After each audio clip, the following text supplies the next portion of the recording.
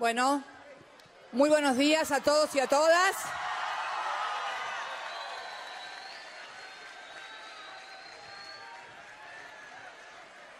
A los argentinos y a las argentinas presentes y a todos los compatriotas de la Patria Grande que también forman parte de este encuentro académico. Bueno, el tema... Bueno...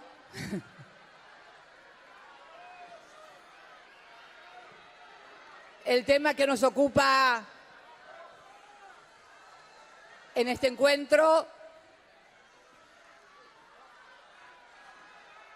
de pensamiento crítico, como decía recién Pablo, y coincido además en esto de que esto no es ninguna contracumbre. La verdad que nosotros como espacio progresista debemos acostumbrarnos a no presentarnos como la contra, sino como el espacio político de ideas, de visión, de perspectiva económica y social que excede la categoría de izquierdas y derechas para ingresar decididamente en una nueva categoría de pensamiento, que va a ser una de las cosas que quiero charlar con ustedes hoy, y que es la de pueblo. Una categoría de pensamiento que algunos consideraban perimida, pero que a la luz de las consecuencias del neoliberalismo que impacta negativamente en trabajadores, en comerciantes, en empresarios, en intelectuales, en científicos, hasta en grandes empresarios, por las cosas que están sucediendo en nuestro país, nos obliga a repensarnos como espacio político de propuesta y de incluir estas nuevas categorías de pensamiento. Miren, pocas veces en la historia se da la oportunidad de contraponer, de poder analizar dos modelos de gobierno, dos modelos de propuesta a la sociedad con tan poco espacio de tiempo. ¿Por qué digo esto? Porque dentro de 20 días, hoy es 19 de noviembre, dentro de pocos días, el 9 de diciembre, 20 días, 9 de diciembre de este año, se cumplen 3 años exactos desde que el neoliberalismo se ha instalado en nuestro país. No gritemos, ni silbemos, ni insultemos, porque perdemos tiempo para pensar otras cosas. Por favor. 20 días de 3 años.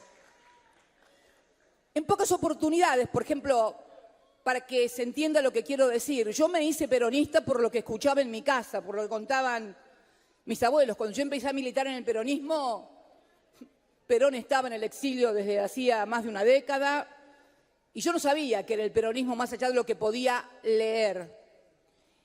En esta oportunidad tenemos un gobierno que culminó el 9 de diciembre por sentencia judicial del año 2015, al que motejaban o caracterizaban como populista, como tantos otros gobiernos de la región. Se conoce a la etapa iniciada a principios del siglo XXI en la región de la América del Sur como la década de los gobiernos populistas.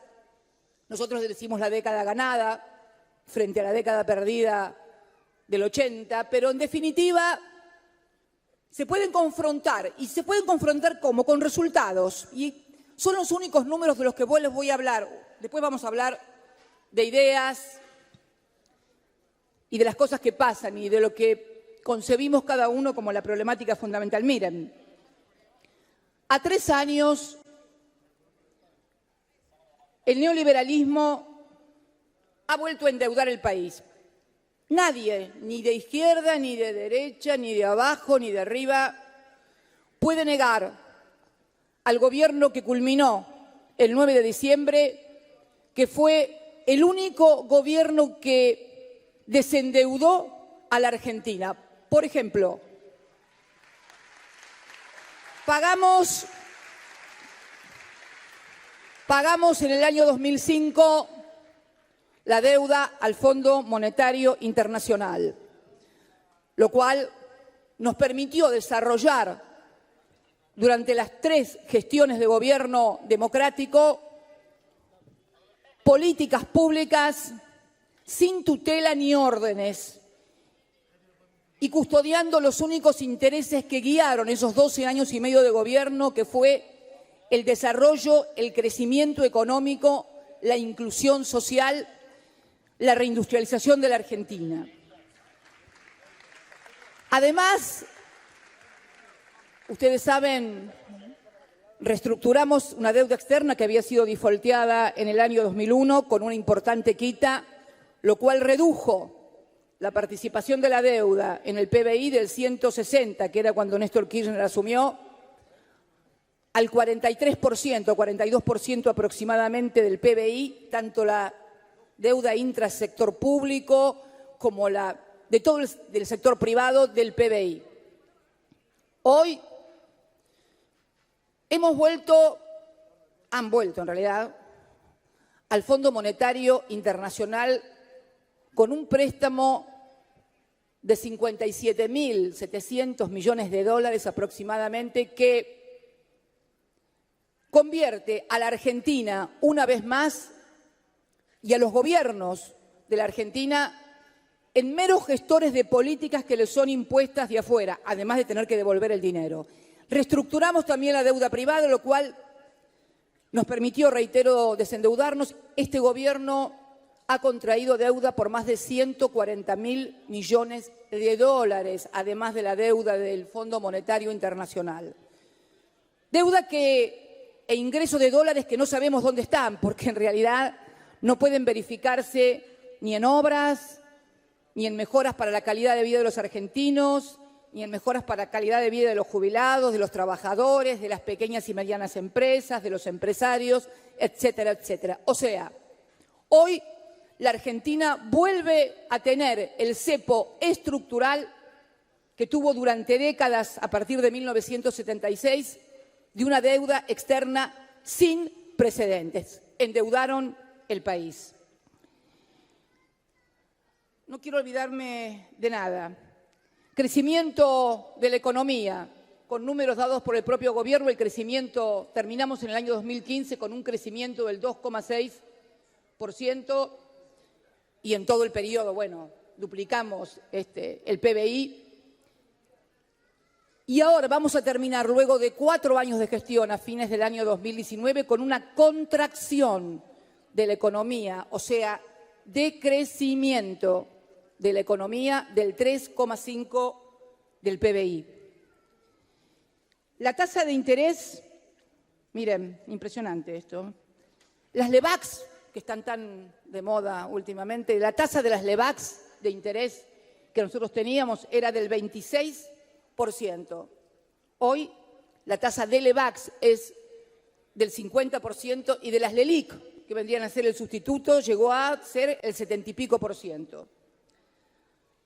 La tasa Badlar, que es la de los bancos privados, nosotros la teníamos en el 20% y llegó ahora al 50%. Y bueno, y podríamos seguir. El tipo de cambio, un dólar estaba en 9,76 pesos ese 9 de diciembre y hoy está a 36,50. La industria, durante los 12 años y medio hubo un proceso de reindustrialización de la Argentina para revertir la etapa de los 90 en los cuales se había pulverizado la industria nacional.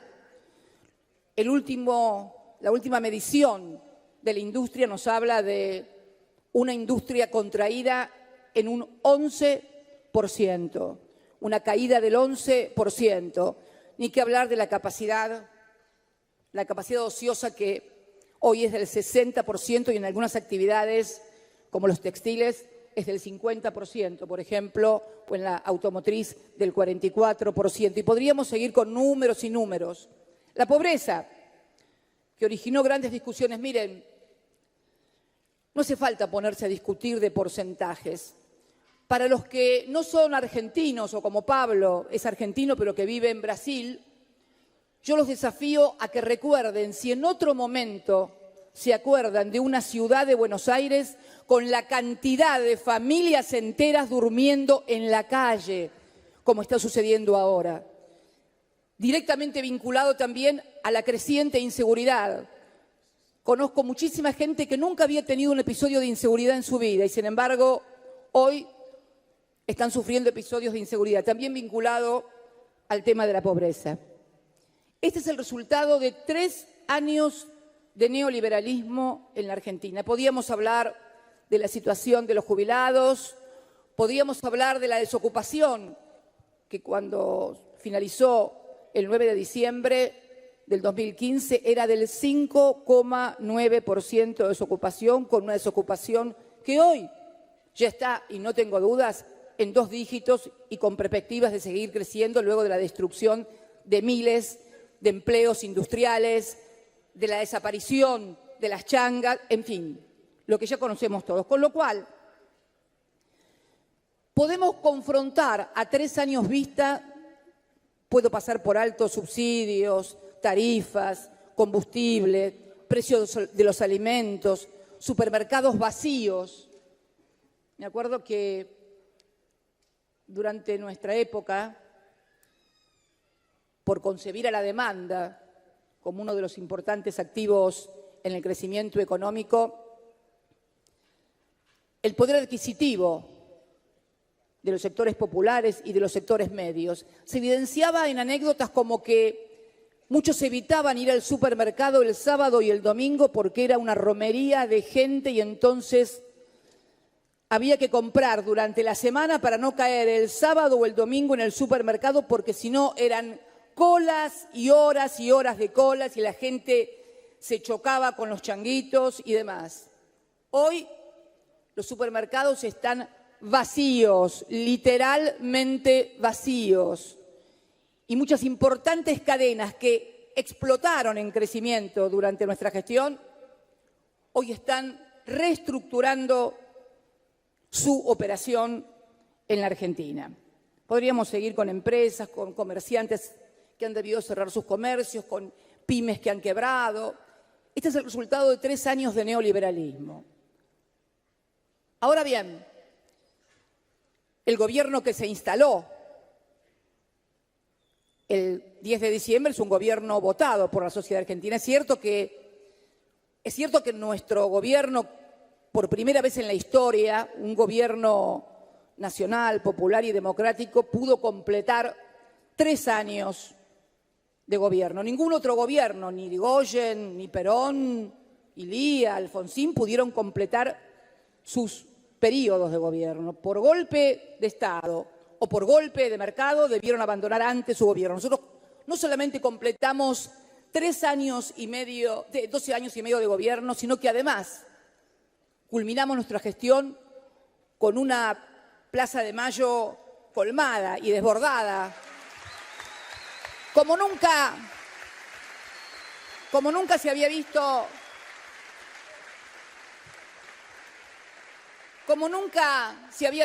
en la historia. Es inédito, fue inédito en la historia que un gobierno terminara su mandato despedido por el pueblo en la Plaza de Mayo. Bueno,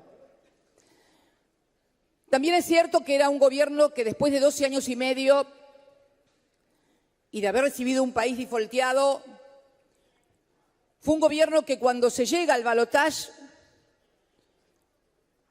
perdimos por apenas 1,5 puntos, 2 puntos, fue 48 y pico, 49 casi a 51 y algo. Después de 12 años y medio de un bombardeo mediático sin precedentes.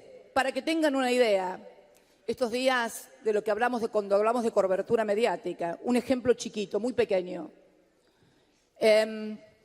Estos días hubo lluvias muy intensas en la provincia de Buenos Aires y hubo inundaciones de aquellas. En agosto del año 2015, unos días antes de las PASO, también había llovido mucho en la provincia de Buenos Aires.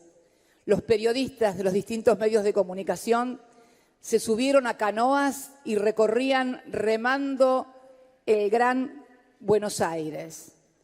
En esta oportunidad no se vio a ningún medio de comunicación militando la inundación, como cuando militaban las inundaciones durante el gobierno. Un ejemplo, ni qué hablar de los precios. Yo me olvidaba de decir algo muy importante.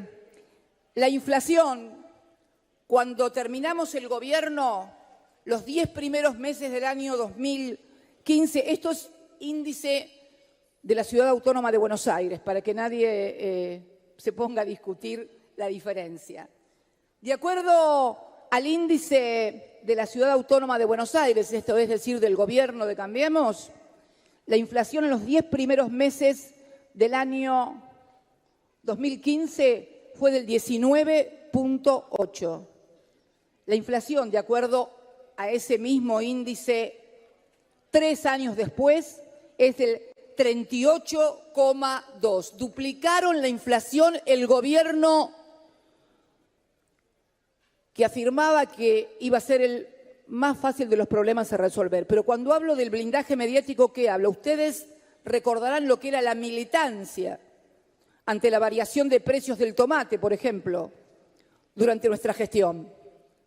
Ahora uno puede encender la televisión, no todos, por supuesto hay honrosas excepciones como en todo, pero puede encontrarse con periodistas militando el ajuste, como digo yo, en el cual recomiendan que sería bueno que los vecinos se junten y, por ejemplo, alquilen una combi y con eso vayan al mercado central porque de esta manera ahorran, o cómo estar ligero de ropas para evitar el calor y no tener que gastar en la luz, que además se han disparado a precios imposibles, luz, gas, agua, combustibles, todo dolarizado.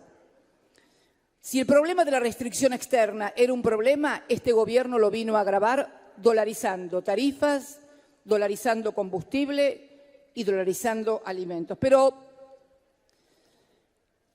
luego de este blindaje mediático, nos cabe preguntarnos entonces, y esta es la cuestión más importante, ¿qué es el neoliberalismo? ¿Es una teoría económica? No. El neoliberalismo es una construcción política del capitalismo, como lo fue también el Estado de Bienestar. El Estado de Bienestar también fue una construcción política del capitalismo, en dos etapas geopolíticas absolutamente diferentes y determinantes para esas construcciones. El Estado de Bienestar se crea cuando finaliza la Segunda Guerra Mundial y el mundo se divide entre este y oeste, entre el comunismo y el capitalismo. El capitalismo tuvo que construir el Estado de Bienestar para que el mundo no se volcara al comunismo y fundamentalmente para situar en Europa, que es el lugar donde se construye el Estado de Bienestar, una suerte de tapón frente al oso comunista. El Estado de Bienestar surge entonces no como una ideología, surge, reitero, como una construcción política, con consecuencias económicas, sociales y políticas. Cuando la construcción de la Unión Soviética comienza a hacer agua en los años 70 y 80, surge una nueva construcción, fundamentalmente a partir de la aparición de Margaret Thatcher en Inglaterra, de Ronald Reagan en Estados Unidos y que se consolida definitivamente con la caída del muro de Berlín. Con la caída del muro de Berlín queda consagrada la construcción del neoliberalismo. Se conoció como consenso de Washington en aquella etapa, pero en definitiva es lo mismo. ¿Sobre qué pivoteó la construcción del neoliberalismo? simple.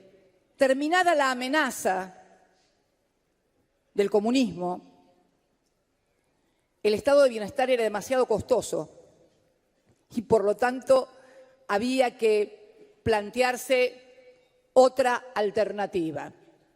El estado de bienestar que había sido construido sobre la igualdad de oportunidades, sobre la igualdad, comenzó a ser socavado por una nueva construcción. Y digo yo que cuando recién entraba acá me preguntaban por la igualdad. ¿Qué es la igualdad?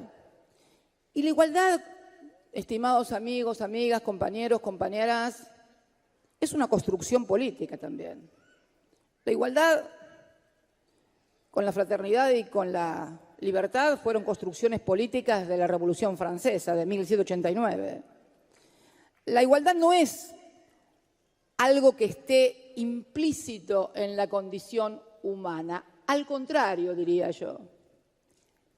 El neoliberalismo, que no solamente trabaja con economistas o con cientistas sociales, también trabaja con psicólogos, psiquiatras, para generar nuevos sentidos comunes, nuevas subjetividades. Y entonces, los espacios progresistas, los espacios populares, los espacios nacionales, que han pivoteado históricamente sobre la igualdad de oportunidades, todos somos iguales ante la ley, todos tienen que tener la oportunidad. El neoliberalismo comienza a trabajar sobre ese concepto de la igualdad, exacerbando los aspectos más negativos de la condición humana. Y párense un poquito a pensar. Todos nosotros aquí estamos de acuerdo con la igualdad, con esto que decía yo recién. La igualdad ante la ley, todos tienen que tener igualdad de oportunidades para poder progresar, pero si cada uno de nosotros, despojado de nuestras ideas, de nuestros pensamientos, nos pensamos como persona, seguramente ninguno de nosotros se cree igual a otro. ¿Por qué? Porque la condición humana es la diferenciación del otro. Es tener una identidad, que es lo que nos diferencia de los animales. No somos todos perros, todos gatos. Los gatos son todos gatos.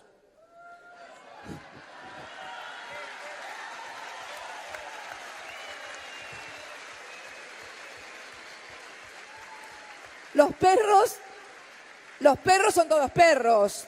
Las yeguas son todas yeguas. Pero los seres humanos no. Pero los seres humanos no, los seres humanos necesitamos, aun cualquiera sea nuestro pensamiento, sea nuestra ideología, sentirnos diferentes al otro para ser. Si vos no sos diferente al otro, no sos. Sobre eso, sobre una de esas cosas, pivotea el neoliberalismo. Entonces, de la igualdad que devenía en solidaridad entre los trabajadores, en solidaridad de los sectores o hacia los sectores que menos tenían, comienza el tema de la individualidad, de la meritocracia. Si tenés trabajo, es porque te lo ganaste vos, y si no tenés trabajo, es porque no tenés capacidades para tener trabajo. Con lo cual, el problema de trabajo o no trabajo ya no es un problema del Estado ni de la sociedad, es un problema tuyo. Y el que tiene trabajo siente, o el que tiene una empresa, o el que tiene un comercio, miren, y esto quería, porque todo el mundo se pregunta, pero entonces, ¿por qué? Y por esto, porque el que tenía un trabajo estaba absolutamente convencido que lo tenía por mérito propio, que no tenía absolutamente nada que ver el modelo de país, el proyecto económico, las políticas públicas que se llevaban adelante. Y una parte de razón tiene, tenía trabajo porque es bueno, porque se levanta todos los días temprano, porque se acuesta hasta tarde, pero hay mucha gente que hoy se levanta temprano, se acuesta tarde, es trabajo y lo perdió igual el trabajo. Quiere decir que entonces una parte es mérito propio, pero la otra parte, si no tenés políticas públicas, quedás colgado del pincel. Esto es la cuestión. La otra cuestión, ¿cuántos trabajadores? ¿Cuántos? Yo quiero largarles un número. En el balotaje del 2015 votaron casi 26 millones de argentinos y perdimos las elecciones por apenas 600 y pico mil votos. Tengan este número. Y vinculado con esto que le estoy diciendo ahora, ¿cuántos trabajadores? Teníamos prácticamente un régimen no de pleno empleo, pero muy cercano, 5.9, algunos muy calificados, algunos con muy buenos salarios, porque también es cierto que hay que darse otra discusión de que cuando el 50-50, 50 y 50, cómo se componen los 50 de uno y los 50 de otro, porque dentro del mundo de los trabajadores estaban los que ganaban y ganan muy buenos salarios y otros los que no tanto. Bueno, los que ganaban y ganan muy buenos salarios tributan impuesto a las ganancias. Y entonces, en esta cosa de la meritocracia y en esta cosa de ruptura de los lazos de solidaridad sobre los que opera el neoliberalismo en una sociedad, muchos de esos trabajadores tomaron el discurso: las aguaches se embarazan para tener hijos, los de la aguache son todos planeros y vagos que no laburan y entonces reciben un cheque del Estado, reciben cheques del Estado y no laburan.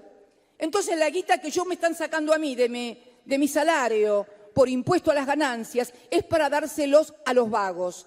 Este era un discurso recurrente en medios de comunicación, pero fundamentalmente recurrente en la propia sociedad, que hizo suyo esa convicción de que el impuesto a las ganancias que le cobraban a él se lo sacaba el Estado para dárselo ¿a quién? A los vagos, a la aguache. Miren, me tocó hace poco tiempo estar en un plenario de delegados del ESMATA, los trabajadores de la industria automotriz. Hoy, con una ocupación del 44%, con turnos suspendidos, etcétera, etcétera. Y yo les comentaba, ¿saben lo que pasa? Y muchos de ellos me decían que no habían podido convencer a otros compañeros de que votaran por el tema de impuesto a las ganancias. Y yo les expliqué en esa reunión, en la que seguramente por el tono de algunos que hicieron uso de la palabra, tampoco nos habían votado y ahora estaban arrepentidos, tarde, piaste. Pero no importa, no hay que enojarse con nadie, ¿eh? Yo les decía, seguramente ustedes creían que el impuesto a las ganancias que le pagaban al Estado era para los vagos de la aguache y a lo mejor pensemos un poco, el tipo veía en su casa que a lo mejor una vecina o el de enfrente o el del otro lado se enteraba que estaba cobrando un aguache y pensaba que esa era la plata que le sacaban a él. Y entonces yo les dije, es probable que todos los del aguache no pudieran comprarse ninguno de los autos que ustedes producen en las distintas fábricas.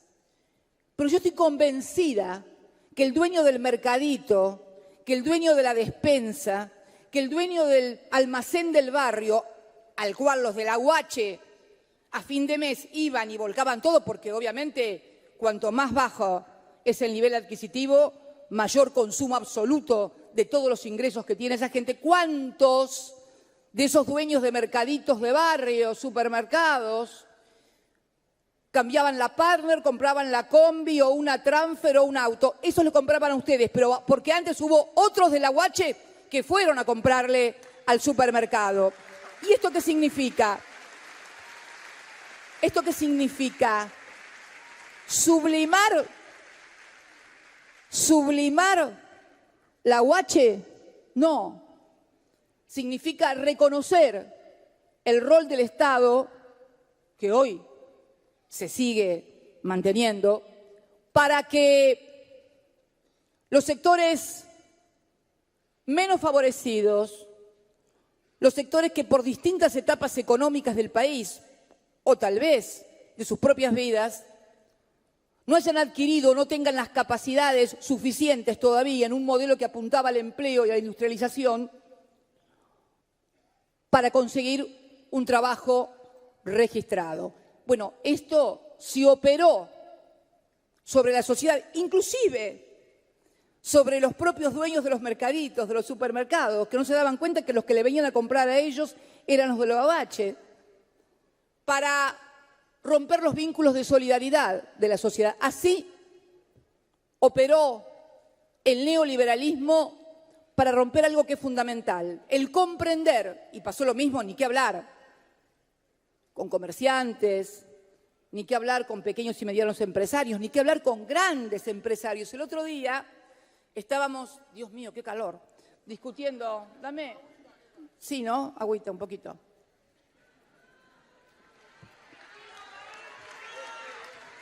El otro día estábamos discutiendo presupuesto en el Senado y estaba analizando el caso de una importante multinacional argentina, ejemplo, y estaba mirando su ganancia operativa en el periodo desde el 2004 hasta el 2017 inclusive. El periodo de mayor ganancia operativa se produce entre el 2011 y el 2015. ¿Por qué? Porque el gobierno de Néstor o la primera parte del Primero Mío no nos importaba el consumo, la demanda, no, porque veníamos reconstruyendo un país que había partido de la nada. Cuando algunos hoy se preguntan, pero ¿cómo puede ser que la gente aguante tanto ajuste? ¿Saben por qué se aguanta tanto ajuste? Porque hay un colchón de entramado social que construimos nosotros, que construimos con las aguache, con las jubilaciones. Porque además todavía tenemos muchos trabajadores registrados ocupados. Ustedes tengan en cuenta que en el año 2001 la desocupación había llegado a 2 dígitos largos, más del 20%. No existía la UH. La mayoría de la gente la gente en condiciones de jubilarse no había podido jubilarse porque no le habían reconocido los aportes, porque los habían negreado, etcétera, etcétera, etcétera. Las jubilaciones de las amas de casa. Hoy todo eso está. Por eso todavía hay un entramado social que no existía en el año, los propios movimientos sociales, que hoy tienen un grado de organicidad y de organización con sus compañeros y sus compañeras que no tenían ni de asomo. A ver, en el año 2001 había piqueteros en las calles, no había movimientos sociales. Hoy hay organizaciones sociales que son las hijas también de nuestro propio gobierno, esos movimientos sociales. El grado de organización, el grado de participación también se logra a partir de conquistas que se desarrollan en esos 12 años y medio. Digo entonces que este neoliberalismo ha servido para romper los lazos de solidaridad, pero fundamentalmente ha servido para que la gente no pueda identificar adecuadamente lo que le conviene en materia de gobierno y de políticas gubernamentales. Estoy absolutamente convencida. Si además, recién nos llevábamos con Pablo en el camarín, acá no se produjo el fenómeno de Brasil.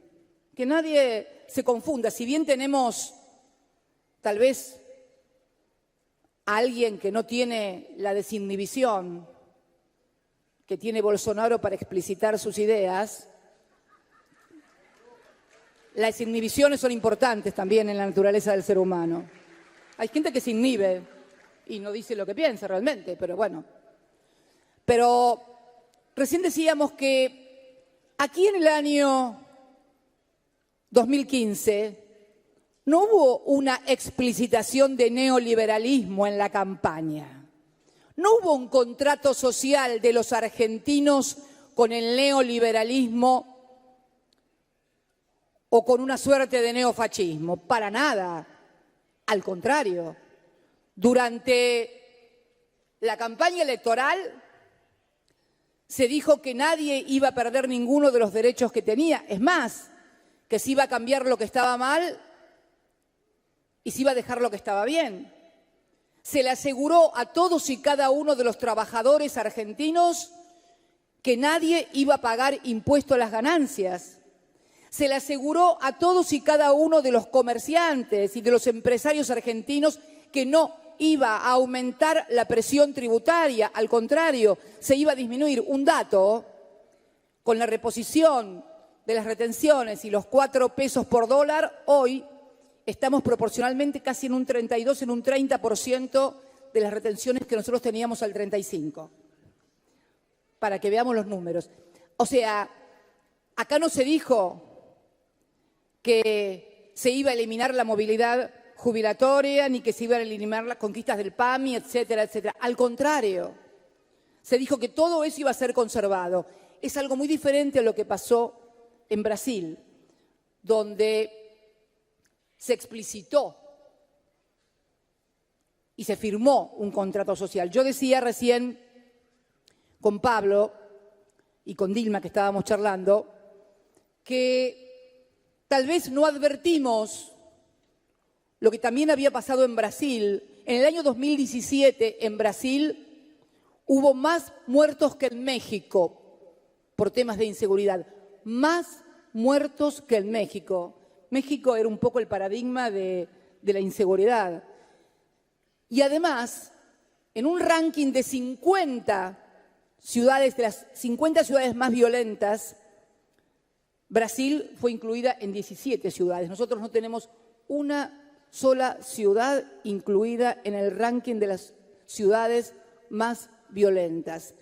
No es que esté justificando, estoy simplemente tratando de comprender, de entender y de no creer que todo es igual, porque otra cosa que tenemos que acostumbrarnos es poder analizar cada proceso histórico con sus características históricas, sociológicas de cada país. Por eso digo que no estamos ante una sociedad argentina que además, bueno es decirlo, compatriotas, y yo en ese sentido tengo mucho orgullo cuando la Corte Suprema, con los nuevos integrantes, votó el 2x1, la sociedad argentina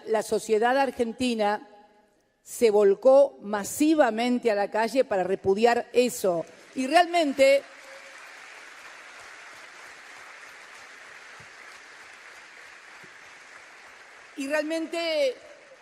es una diferencia que no es menor.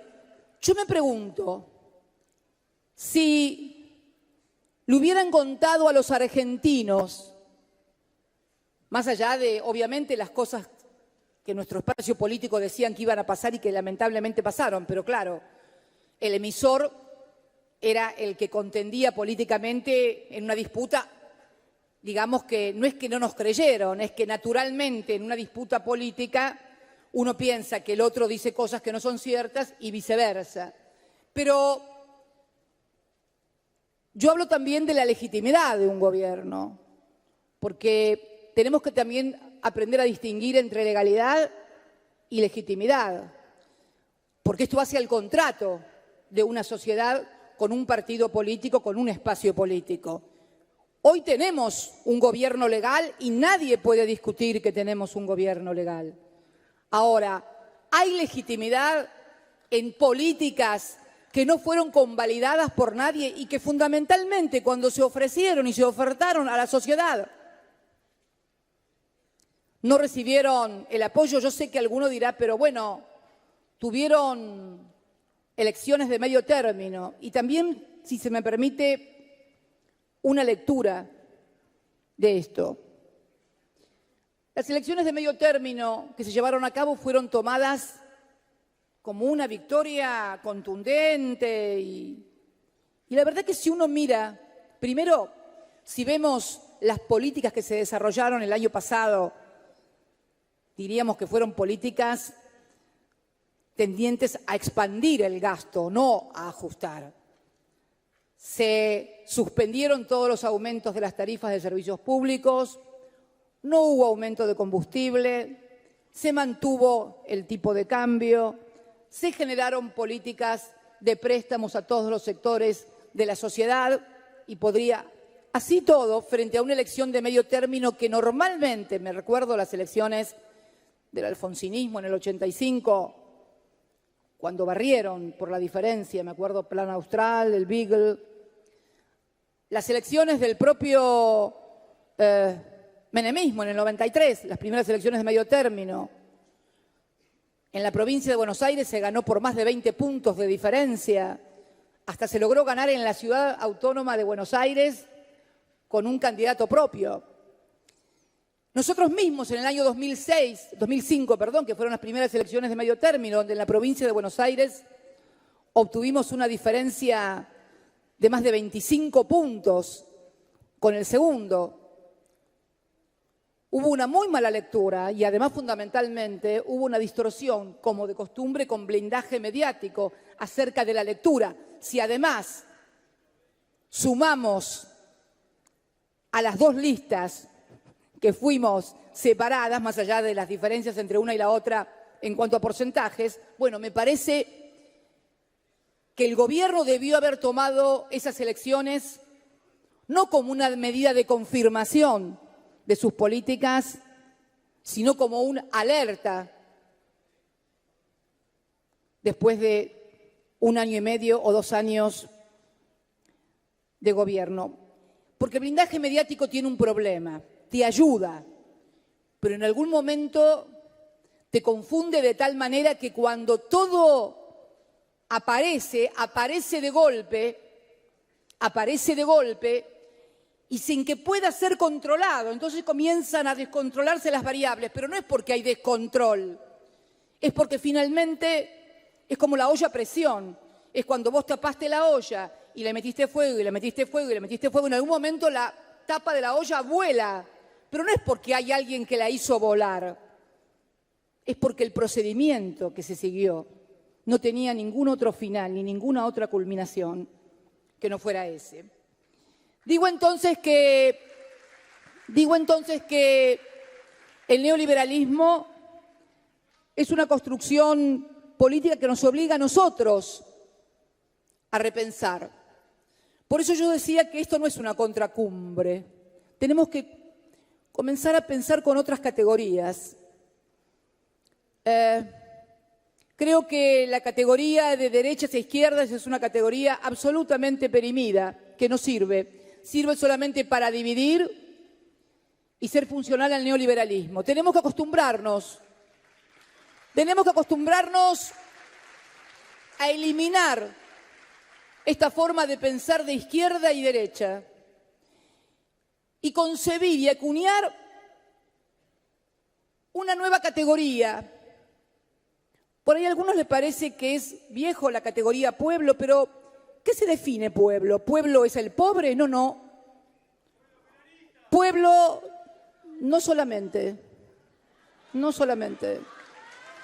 Creo que además en el 46 no había peronismo, estaba Perón nada más y Evita, pero me parece que eso es otra cosa.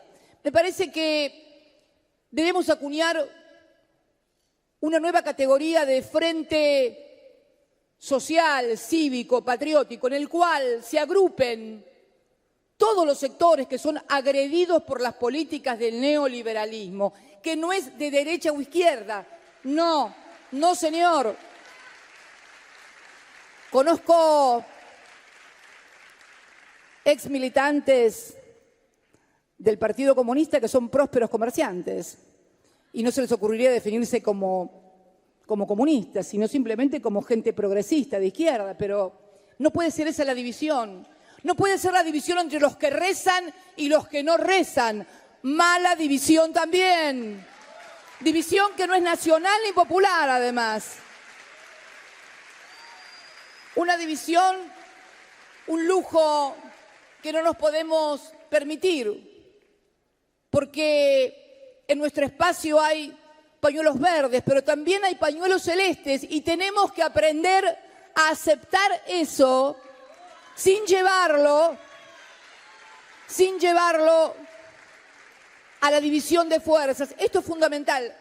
Puede costar, puede no gustar lo que estoy diciendo, pero es lo que pienso. Y ya saben ustedes, podré tener muchos defectos, pero mentirosa, no. Y no pienso empezar ahora. Digo, estas nuevas categorías de pensamiento, de agrupamiento, tienen que ser enraizadas, pero sobre todo comprendidas, entendidas y aceptadas. Aceptadas no por imposición del que dice algo desde arriba, aceptadas porque tuviste un proceso de comprensión y de entendimiento de estas cosas.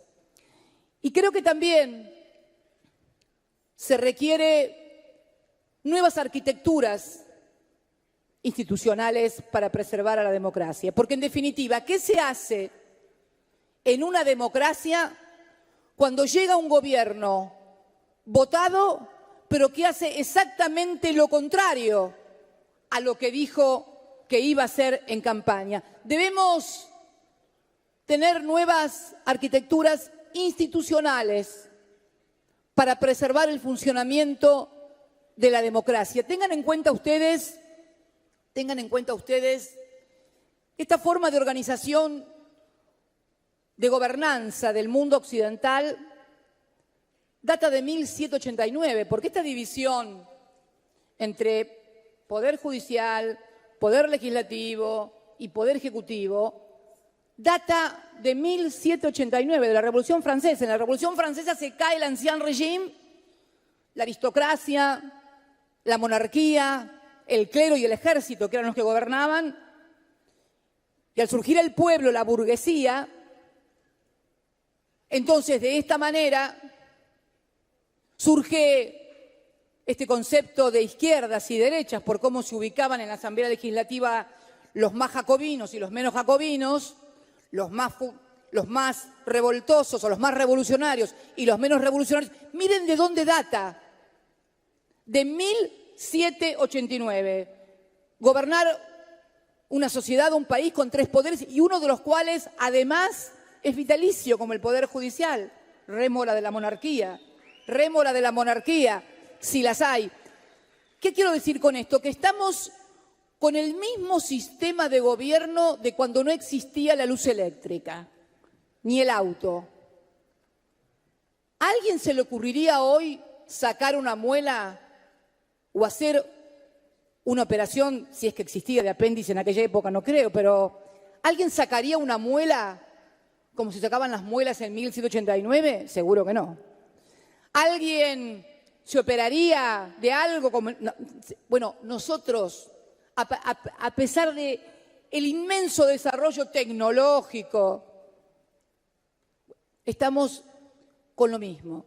Exige sí repensar nuevas arquitecturas institucionales que permitan, además, la participación institucional y la regulación institucional de nuevos actores que tampoco existían en aquellas épocas. No existían las multinacionales, no existían las transnacionales, no existían la financiarización del capital, no existían los organismos multilaterales de crédito, no existía nada de lo que hoy existe y que tiene un inmenso poder. Yo siempre digo, cuando uno llega al gobierno,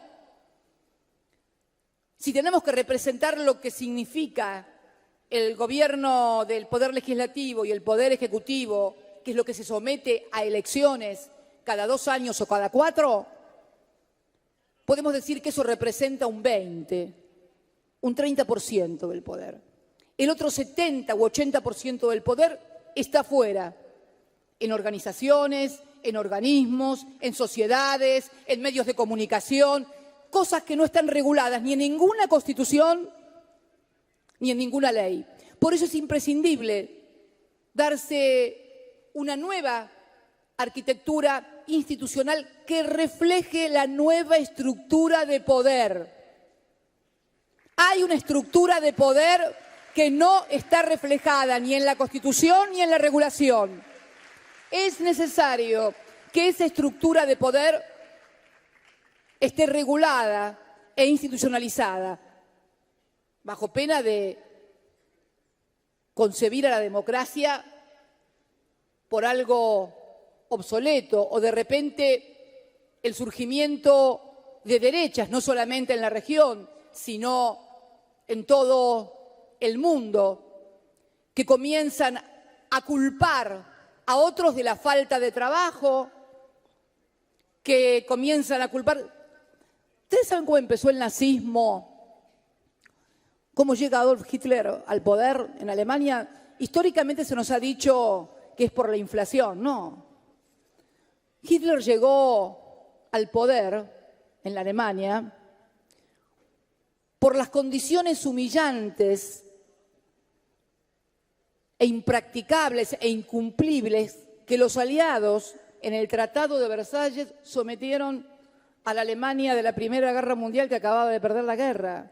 Le impusieron tantas condiciones de endeudamiento, de indemnizaciones, limitaciones a su gestión económica, a todo, que finalmente terminó degenerándose en un proceso económico de inflación y desocupación galopantes. ¿Qué hizo entonces el nazismo en Alemania y el fascismo en Italia? ¿Qué le contaron a los alemanes? Que la culpa de que no tuvieran trabajo y de que la economía anduviera mal era de los gitanos primero y de los judíos después.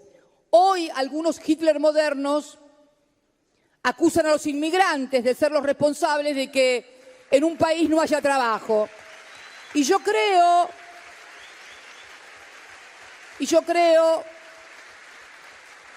que la falta de trabajo,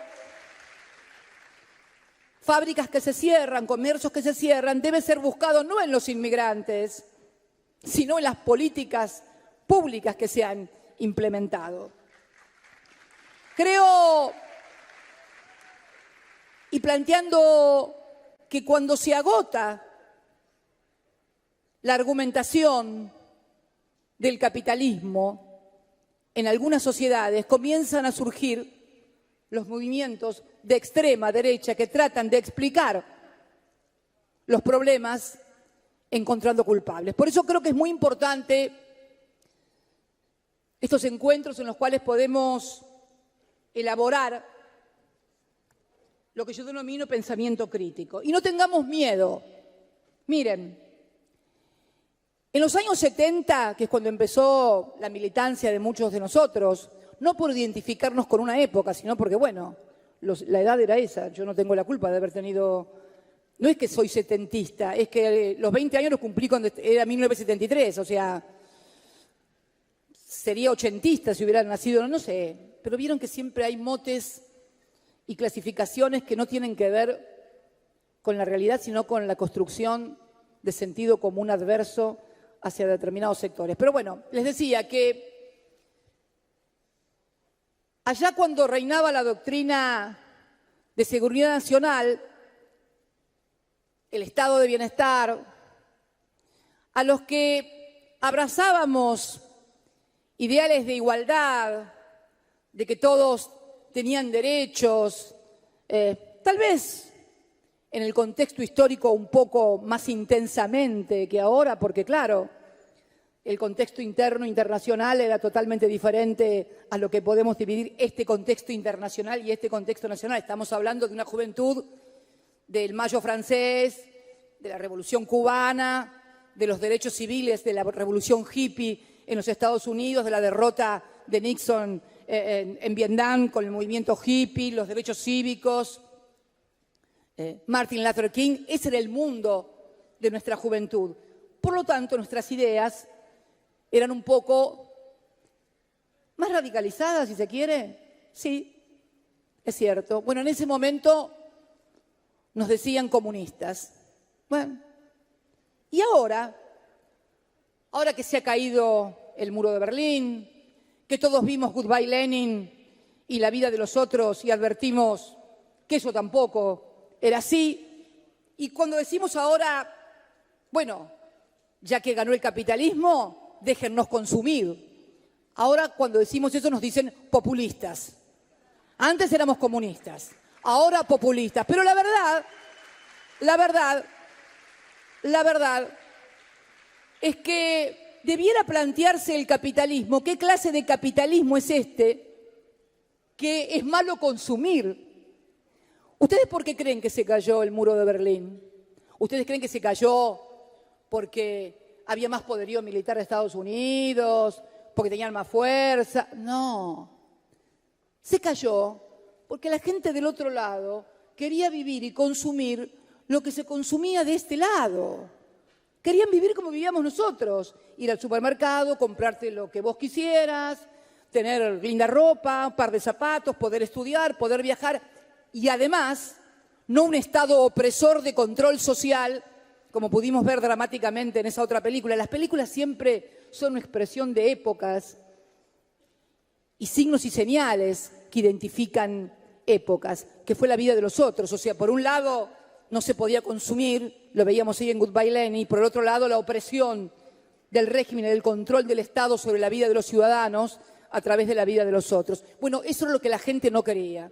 La gente quería tener libertad, que no la controlaran ni la vigilaran y poder consumir. Y fíjense lo que son las vueltas del neoliberalismo. Estamos en una sociedad donde a través de los medios electrónicos o digitales te segmentan y te estudian como si fueras rata de laboratorio y te mandan a tu computadora lo que vos querés escuchar y lo que te gusta a vos. Decime, es cierto que ya no es como en la vida de los otros, pero ¿no se parece bastante a que estén pensando cómo pensás y que te manden cosas sabiendo que no son ciertas, pero que van a influir en tu forma de pensar y sobre todo en tu forma de actuar y decidir? Miren, esto es muy importante, que es la otra gran revolución. Si Gutenberg con la imprenta revolucionó la historia, los medios digitales, nuestras computadoras son las que marcan la época. Y realmente hoy todos somos estudiados como ratas de laboratorio a partir de los metadatos y a partir de lo que todos los días vemos, nos enteramos, que pueden ser fake news o cualquier otra cosa. También exige entonces, por parte de todos, yo sé que hay algunos que son reacios a las redes, pero yo creo que también exige de nosotros la comprensión de una nueva época. Sería como habernos negado a la imprenta o a Gutenberg. No podemos negar. Lo que no podemos creer es que solamente a través de los libros podemos cambiar las cosas o a través de las redes. Porque la calle, siempre la calle, sigue siendo el escenario de la política y de las grandes transformaciones del país. Por eso digo, quería y para finalizar, venir, sí, no doy más de calor. Quería, y para finalizar, venir a plantearle estas ideas, estas reflexiones, estos pensamientos y también estas experiencias, porque en definitiva no son solamente ideas, son experiencias que hemos tenido a partir de lo que nos ha tocado vivir y protagonizar.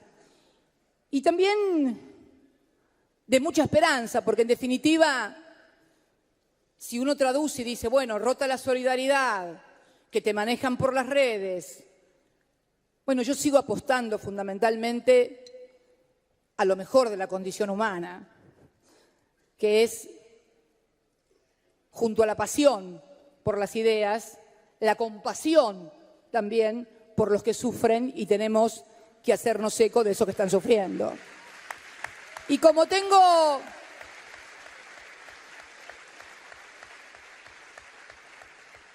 ¿Y cómo no voy a ser optimista con esto de la solidaridad y de la pasión? Les voy a contar una cosa y termino con esto.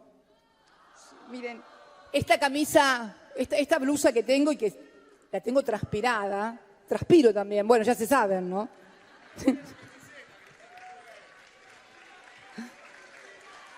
Bueno, es que hace un calor infernal.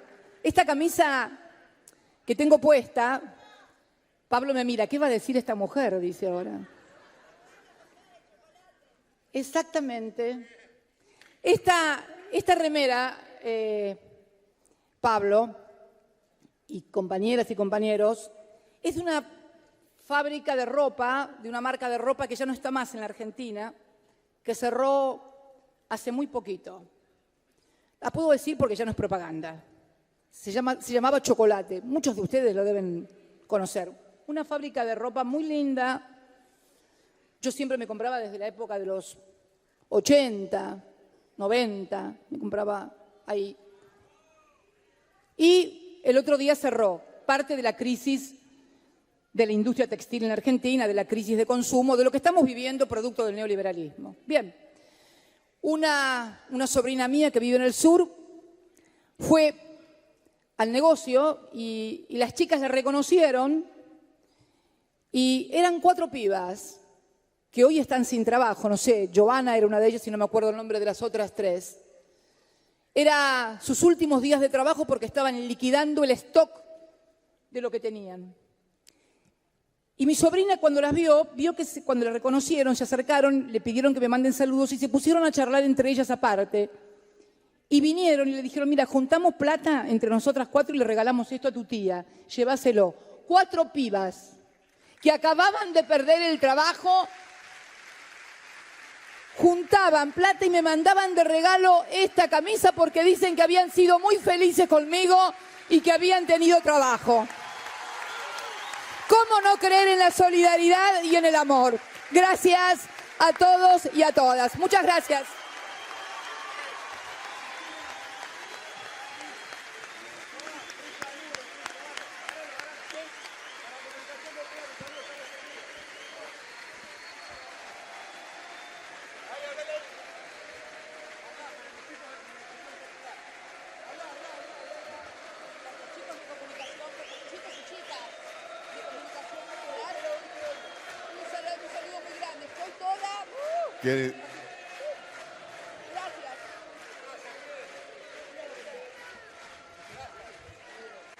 Queridos compañeros y compañeras, vamos a esperar un minuto, pedirle a Cristina que nos espere aquí, solo porque queremos primero contarle a Cristina que además de los más de 50.000 inscriptos que tenemos, al comienzo de la transmisión de su brillante conferencia,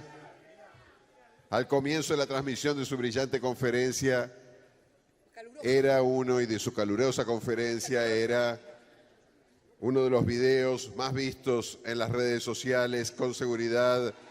La han seguido por todo el país y por todo el mundo. Quiero decirte también, Cristina, que hay aquí dirigentes, además de políticos de América Latina, muchos de Europa, están, y quiero brindarles un gran homenaje y agradecimiento porque queríamos que nos acompañaran en este foro y no pudo hacerlo. Ese gran dirigente político que es Bernie Sanders, y aquí está el equipo de Bernie Sanders, estamos con Bernie.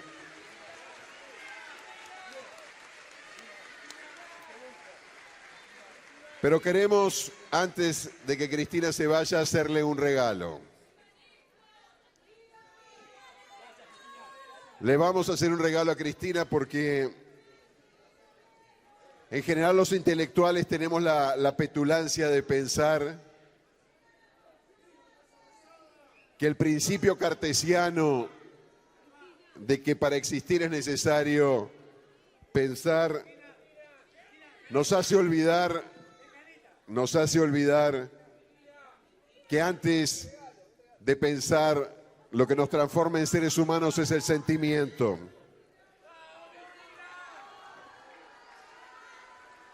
Es absolutamente imposible hablar al lado de Cristina. No. Espera, no te vayas que tenemos que hacerte el regalo. Iba a decir cosas interesantísimas, pero que no le interesan a nadie, así que vamos a hacer el regalo. Y este regalo que te queremos hacer, Cristina, te pedimos que lo veamos juntos, porque expresa muy sintéticamente, algunos de los momentos de mayor felicidad que expresó tu gobierno.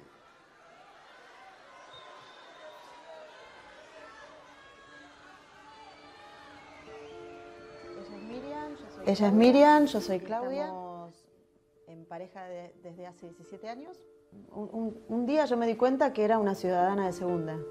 Pará, yo hay cosas que no puedo hacer, que me están realmente vedadas solamente porque vivo con una mujer. A mí la ley de matrimonio igualitario me cambió la vida, me enorgullece y considero que las leyes te transforman, no pueden no transformarte, no pueden no cambiarte. A mí me parece que una ley que amplía derechos es una ley que sí que te cambia la vida cotidiana. Porque uno está mejor, porque uno se siente mejor, porque uno es más feliz, sí que te cambia la vida una ley.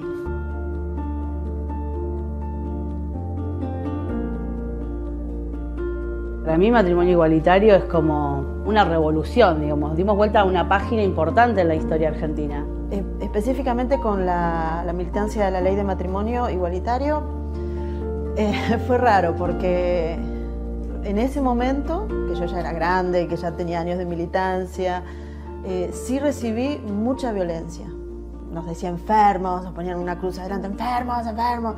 Nada, algunos tiraban agua bendita.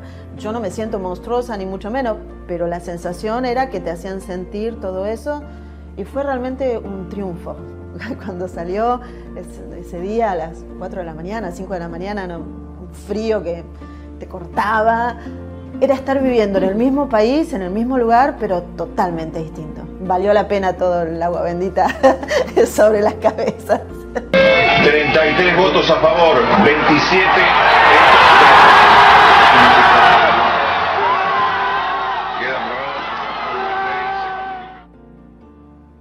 Para mi historia, digo, ahora ya puedo morirme en paz. Pero bueno, sí, soy una exagerada romántica, no importa. Yo siempre digo que esto dentro de unos años va a resultar, este debate que se dio va a resultar absolutamente anacrónico, ¿no? Hoy somos una sociedad un poco más igualitaria que la semana pasada.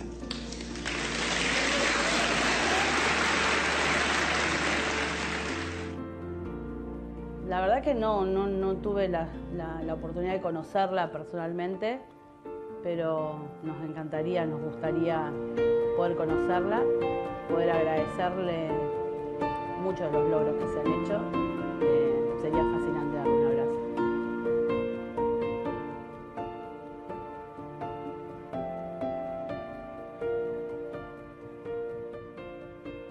Dar entonces a Miriam y a Claudia.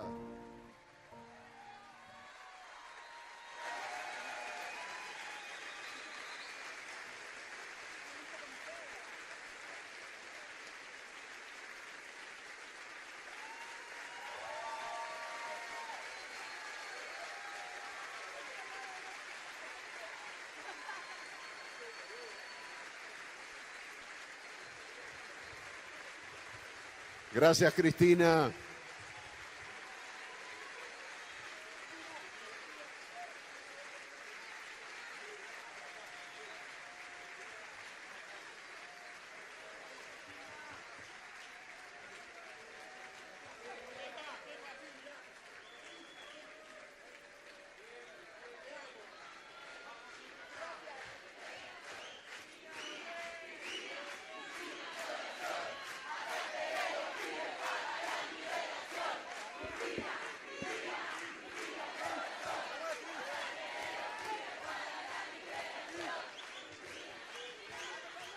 Vamos al almuerzo, volvemos en unos minutos. Gracias. ¡Chao, chicos! ¡Hasta las 3! Esto continúa. Homenaje a la Revolución Cubana, lo primero de la tarde. No falten.